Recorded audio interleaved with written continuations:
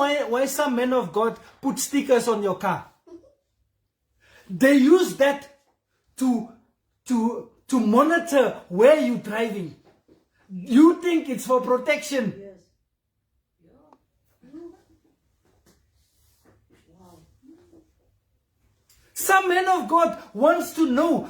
He tells you, take this oil and go put it at your bedside. So that he can see the dreams that you dream. So that he can then use that as a point of contact to look into your life.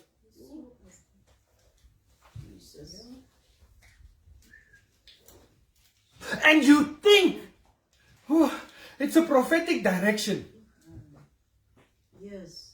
Hey. That's my baby. They know your weak point is in the bed. You like to sleep too much.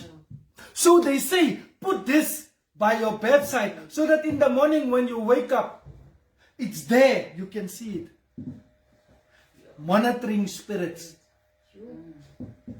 Oil. It's holy oil. Monitoring spirits.